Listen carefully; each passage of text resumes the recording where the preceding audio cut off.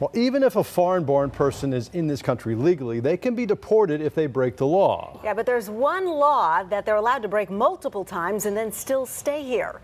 It's drunk driving. Well, Fox 5 I-Team reporter Randy Travis is here now with some surprising numbers for us. Randy? Yeah, Cincinnati, this really jumped out at us as we analyzed thousands of jail records involving immigrants busted in Gwinnett and Cobb counties. People who are only deported after their third DUI. What do you have? Severe single 30 driver was passed out at the red light. He is all over the road. If we don't get him stopped, he's going to kill somebody. Luckily, Jose Lado Rostro did not kill anyone on this crazy night in Lilburn.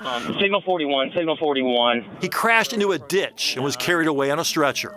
Last August, the Mexican-born legal resident would plead guilty to his third DUI.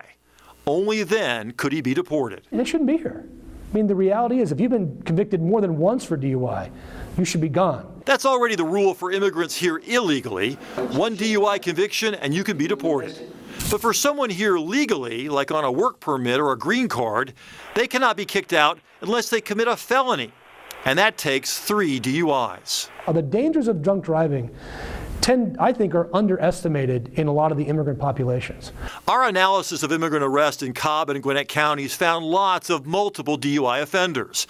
Adan Aredamata pled guilty in 2009, 2012, and 2013 in Gwinnett County.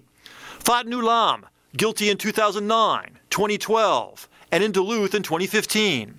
Jose Chavez, guilty in 2014, 2015, and later tested positive for cocaine. Because immigration records are often private and public records for these cases contain limited information, it's impossible to know whether these men were here legally or were eventually deported yet came back to drive drunk again. If you're a guest in our country, why would you give somebody more than one chance at killing somebody? Drunk driving may be considered only a misdemeanor, not a top priority when it comes to deportation, but it's one of those minor crimes that can lead to so much tragedy, like what happened on this Hart County road the day after Thanksgiving, 2014.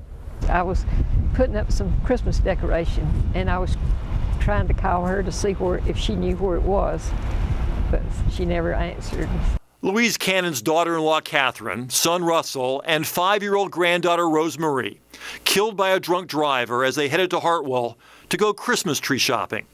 Before they left home, someone had given the little girl $1 to spend. And she died with that dollar in her hand, and that's what's the most heartbreaking thing. The man who would plead guilty to vehicular homicide, Guatemalan native Marco Hernandez Ramirez, in this country illegally. He had even been deported once before, but came back. On this day, he would drink 24 beers before getting into a work van and weaving his way toward Franklin County.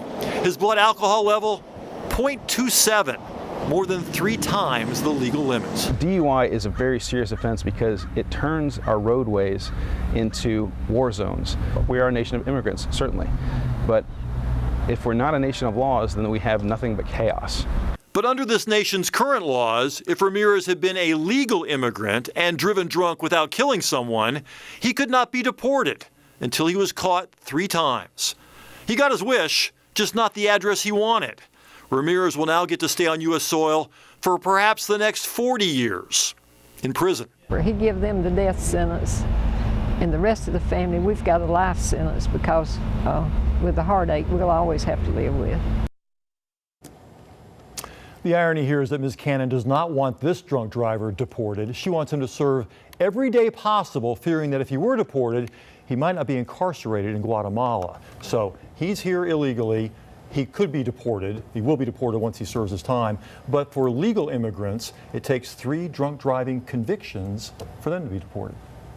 Would that be something Congress would have to change? Is that a state law? How Absolutely. does that work? It's Congress, and in fact, that's the reason that they can't be deported right now, because back in the 90s, I believe, Congress did not include drunk driving as a deportable offense, only certain major felonies. So that could change if this Congress decides to change the law, update the law, do something with this law, and even most immigration experts believe that's going to happen. Yeah, well, most people, I'm sure, think that the way the law is currently written is concerning. A lot of confusion going on there. Yeah. Thanks, Randy. Randy, thanks.